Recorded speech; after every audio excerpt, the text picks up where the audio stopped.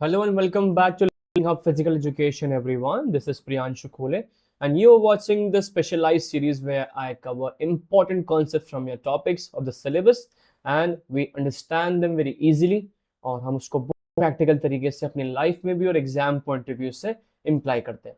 आज का हमारा बहुत ही इंपॉर्टेंट टॉपिक रहने वाला है और ये सिर्फ आपके सिलेबस का नहीं बल्कि आपके कॉम्पिटिटिव एग्जाम्स और फ्यूचर में ह्यूमन लिए भी बहुत इंपॉर्टेंट कॉन्सेप्ट है that is called the cardiovascular system, है ना। कार्डियोवैस्कुलर सिस्टम एक इंपॉर्टेंट पार्ट है आपके एनाटॉमी के सिलेबस का और इससे बहुत सारे क्वेश्चंस बनते रहते हैं। तो आइए बिना बिना टाइम शुरू करें, बिना टाइम वेस्ट करें, हम शुरू करते हैं आज का वीडियो। हम सबसे पहले बात करेंगे व्हाट इज हार्ट और ब्लड वेसल्स। और मेनली हार्ट और ब्लड वेसल्स आपके कार्डियोवैस्कुलर सिस्टम के प्राइमरी ऑर्गन्स हैं, है ना। कार्डियोवैस्कुलर में अगर बात करें, कार्डियो का मतलब क्या है? कार्डियो मतलब हार्ट का है सीधे सीधे, और वैस्कुलर मतलब आपकी वेसल्स। तो कैसे आपका हार्ट एज एन ऑर्गन और उसके साथ blood vessels creates a network, और वो नेटवर्क हमको ब्लड प्रोवाइड करता है, हमको डिफरेंट न्यूट्रिशंस, ट्रांसपोर्टेशंस और बहुत सारे काम ब्लड हमारा करता है। बट वो किसके थ्रू, किन ऑर्गन्स के थ्रू कर पाता है? Heart and our blood vessels. Okay, तो ये वो इंपॉर्टेंट ऑर्गन्स है। एक बार समझ लीजिए, muscular pump that enters the that powers the entire system.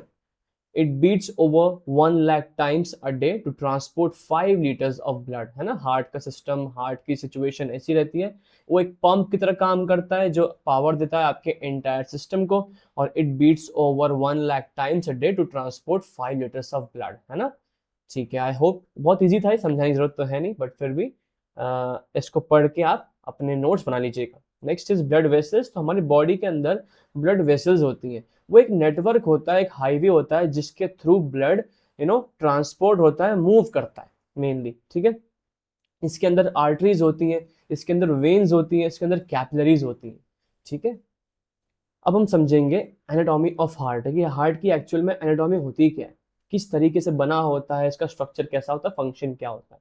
तो अगर हम हार्ट के बारे में बात करें तो ये कॉम्प्लेक्स मस्कुलर ऑर्गन है जिसको डिवाइड किया गया है कुछ फंक्शनल सेक्शंस के थ्रू, ठीक है। अब फंक्शनल सेक्शंस में सबसे बड़ा, सबसे पहला ऑप्शन आता है, दैट इज ये ऊपर का पार्ट जिसमें सर्कल किया है ना, ये होता है आपका एट्रिया या फिर एट्रियम, ठीक है। हम इसको एट्रियम बोलते हैं। अब जो राइट साइड है that is called the right atrium, and जो लेफ्ट साइड का है वो है लेफ्ट एट्रियम। अब थोड़ा साइज में बड़ा और इससे ज्यादा पावरफुल नीचे वाला पार्ट होता है, इसको हम बोलते हैं वेंट्रिकल, ठीक है। This part is called the ventricle, इसको हम वेंट्रिकल बोलते हैं। और मैंने इसको पावरफुल इसलिए बोला है क्योंकि इसके पास एक मस्कुलर लेयर होती है, जो इसको मैं शेड कर रहा हूँ ना, ये एक मस्कुलर लेयर है जो एक्चुअल में फोर्स प्रोड्यूस करती है कॉन्ट्रैक्ट करने के लिए और ब्लड को पंप करने के लिए, आगे की तरफ पुश करने के लिए। तो इस मस्कुलर लेयर का नाम होता है, आप लिख लीजिए, ये मस्कुलर लेयर का नाम है, it is called the myocardium, ठीक है। This is called the myocardium. Okay, अब आपको सामने एक राइट साइड है, एक लेफ्ट साइड है, ठीक है। तो दोनों चीजें, एक राइट साइड में एक लेफ्ट साइड में, एक राइट एट्रियम होता है, एक राइट वेंट्रिकल होता है, एक लेफ्ट एट्रियम होता है, एक लेफ्ट वेंट्रिकल होता है, ठीक है।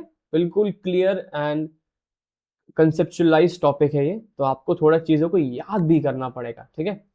4 क्रिटिकल वेल्व्स होते हैं इसके अंदर, 4 इंपॉर्टेंट वेल्व होते हैं। अब वेल्व का एक्चुअल में काम क्या होता है? वेल्व का काम ऐसा होता है कि वो ब्लड के बैक फ्लो को रोकता है। अगर एक सेप्टम में, सॉरी, एक चेम्बर में ब्लड गया हुआ है ना, तो कंट्रैक्शन और फोर्स प्रोडक्शन की वजह से वो ब्लड वापस दूसरे चेम्बर में ना चला जाए, इसीलिए आपके वेल्व्स उस मोमेंट पे बंद हो जाते हैं। और वेल्व एक तरह से दरवाजों का काम करते हैं, जिससे आपके ब्लड का बैक फ्लो, जिस चेम्बर से ब्लड आया है वो ब्लड उसी चेम्बर में ना चला जाए और एक रूट को करे। तो इसका काम कौन करता है, इस फंक्शन की रिस्पॉन्सिबिलिटी कौन लेता है? That is your valve. अब 4 तरीके के वेल्व होते हैं। First is tricuspid valve. Tricuspid valve को ट्राइकस्पिड क्यों बोलते हैं? क्योंकि इसके अंदर 3 फ्लैप्स होते हैं, ठीक है। 3 फ्लैप्स होते हैं ट्राइकस्पिड के अंदर। हम सेकंड इज मीट्रल वेल्व, इसको हम बाइकस्पिड वेल्व भी बोलते हैं ना। Mitral valve is also known as the bicuspid valve, इसके अंदर 2 फ्लैप होते हैं। फिर third is pulmonary semi lunar valve, और fourth is aortic semi lunar valve. ठीक है, अब ये कहाँ कहाँ होते हैं समझते हैं। आइए, जो ये एरिया दिख रहा है आपको, है ना, जो मैंने अंडरलाइन किया है, हाईलाइट किया है, इसको हम बोलते हैं ट्राइकस्पिड वेल्व। ठीक है, ट्राइकस्पिड वेल्व आपके राइट एट्रियम और लेफ्ट वेंट्रिकल के बीच, right atrium and right ventricle के बीच में होता है। ठीक है, और जो बाइकस्पिड वेल्व होता है वो आपके लेफ्ट एट्रियम और लेफ्ट वेंट्रिकल के बीच में होता है। ठीक है, जो आपका पल्मोनरी सेमी ल्यूनर वॉल्व होता है वो आपके, एक मिनट, वो आपके राइट वेंट्रिकल और जो पल्मोनरी आर्टरी होती है ना उसके बीच में होता है। ठीक है, right ventricle and pulmonary artery, कौन सा, पल्मोनरी सेमी ल्यूनर वॉल्व। और जो आपका ओर्टिक वॉल्व होता है वो होता है आपके लेफ्ट वेंट्रिकल एंड ओर्टिक ओर्टा के बीच में होता है। ठीक है, ये आपके बेसिकली वॉल्व्स की पोजीशन और उनके डायरेक्शंस के बीच में हमने बात कर ली है। ये कहाँ कहाँ होते हैं आपको मेंशन करना पड़ेगा। ऐसा क्वेश्चन आएगा तो मैं आपको बता देता हूँ कि आपको क्या क्या लिखना है। पहले जो मैंने बताया कि हार्ट, उसके बारे में लिखिए, उसके ऑर्गन्स क्या क्या हुए, हार्ट, आपके ब्लड वेसल्स क्या होती है लिखना पड़ेगा आपको।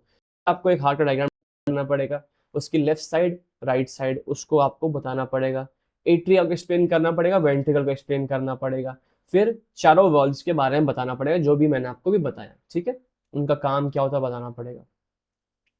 अब हम समझेंगे functions of heart and blood basically. ठीक है, तो सबसे पहला काम है ट्रांसपोर्टेशन का, ऑक्सीजन ट्रांसपोर्ट करना। ब्लड, हार्ट जो पंप करता है ब्लड को by exchanging our oxygenated blood and deoxygenated blood in the lungs, तो वो ट्रांसपोर्ट कौन करता है ब्लड हमारी पूरी बॉडी को, that is heart.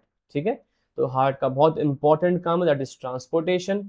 Second is protection. ठीक है, प्रोटेक्शन कैसे, कि fight against infections, platelets, clotting, है ना, तो ये सब ब्लड बेसिकली काम करता है, ब्लड का ही काम है प्रोटेक्शन का। और रेगुलेशन, बेसिकली बॉडी टेम्परेचर को रेगुलेट करना, बॉडी का पीएच बैलेंस मेंटेन करना, बॉडी का fluid level, plasma level maintain करना।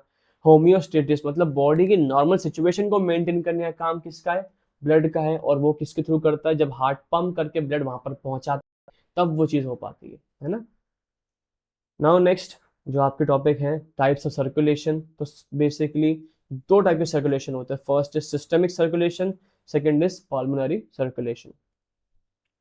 First is the pulmonary circulation, जिसमें आपकी हार्ट और लंग्स के बीच में ट्रांसफर हो रहा होता है। बेसिकली हार्ट एक इम्प्योर ब्लड को लेके जाता है लंग्स के अंदर, लंग्स में वो प्योरीफाई होता है, वहां प्योरीफाई होके वापस हार्ट में आता है और वो बॉडी में ट्रांसफर हो जाता है। लेकिन ये exchange of impure blood and pure blood जो होता है इसको हम बोलते हैं पल्मोनरी सर्कुलेशन, जो हार्ट और आपके लंग्स के बीच में हो रहा होता है। ठीक है, जिससे द ऑक्सीजनेशन लूप लिखा आता है इसके अंदर, जिसमें बेसिकली हार्ट सप्लाई करता है impure blood to the lungs, वहां पर वो ऑक्सीजनेटेड होके आता है, फिर वो प्योर ब्लड आपके हार्ट में आके पूरी बॉडी में सर्कुलेट हो जाता है। लेकिन इस हार्ट और लंग्स के रिलेशनशिप में जो सर्कुलेशन होता है इसको हम बोलते हैं पल्मोनरी सर्कुलेशन।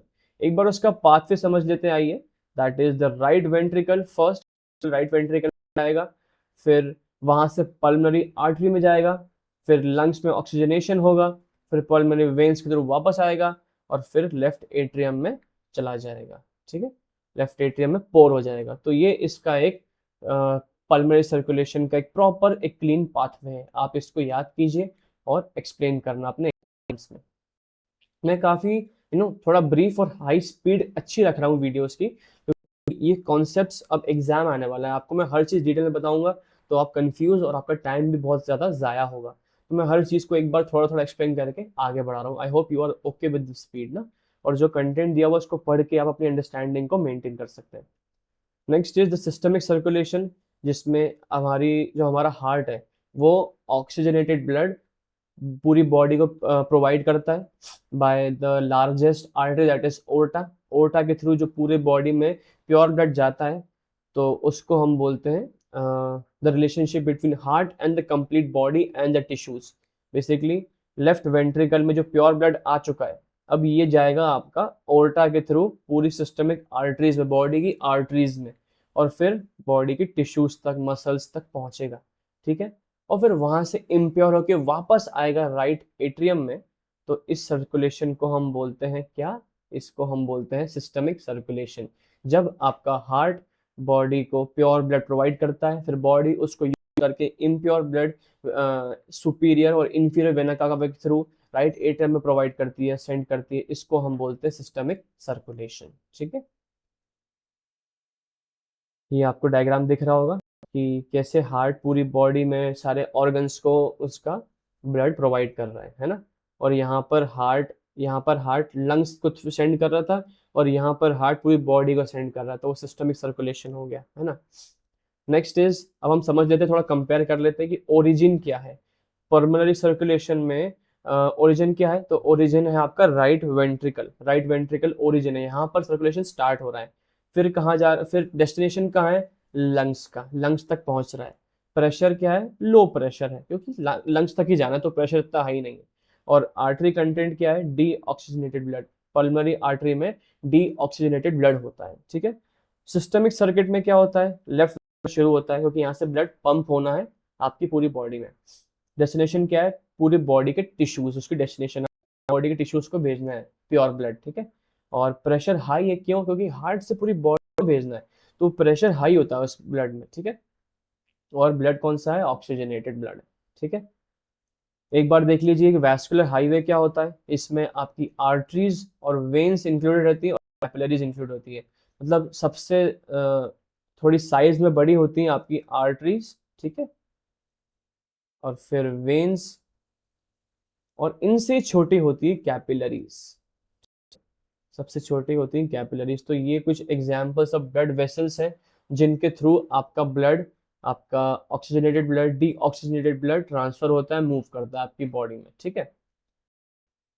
और फिर अगर हम देखें तो स्पेशलाइज्ड लूप क्या है? एक है कोरोनरी सर्कुलेशन, बेसिकली कि हार्ट भी तो एक ऑर्गन, एक मसल है, तो इसको कौन ब्लड प्रोवाइड करता है? तो वो है आपकी कोरोनरी आर्टरी, ठीक है। The coronary artery is responsible for providing the blood to the heart as an organ, ठीक है। तो ये सब आपके बहुत इंपॉर्टेंट टॉपिक्स थे, कॉन्सेप्ट्स थे अंडर द कार्डियोवैस्कुलर सिस्टम। मैंने कोशिश की है कि शॉर्ट में इसको सम अप करने की और आपकी जल्दी से जल्दी अंडरस्टैंडिंग क्रिएट करने की। If you like this video, if you felt this video was informative to you, तो सब्सक्राइब दिस चैनल, कर दो सब्सक्राइब इस चैनल को, क्योंकि आपको ऐसे इंफॉर्मेटिव कंटेंट बहुत सारे आगे मिलते रहेंगे, because I would be posting lots of videos in this context. और मैं कोशिश करता हूँ कि शॉर्ट मोस्ट फॉर्मेट में आपको easy and understandable content provide कर पाऊँ। So thank you so much for watching. Like, comment and share this video, and bye bye, take care.